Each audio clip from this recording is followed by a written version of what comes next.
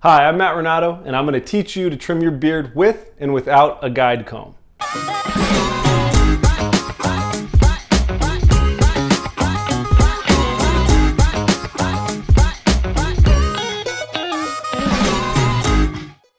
Before trimming a thick beard, use a styling comb to get all the hairs going in the same direction.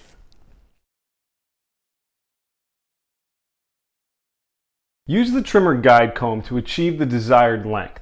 The number 1 is 1/8 of an inch, the number 2 is 1/4 of an inch, and the number 3 is 3/8 of an inch.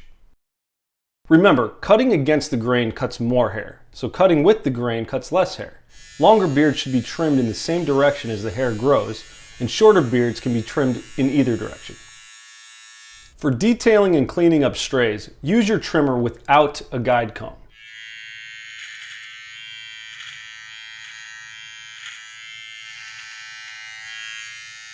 And once you're done, you're going to want to use a little Wahl beard balm to shape and hold your freshly trimmed beard.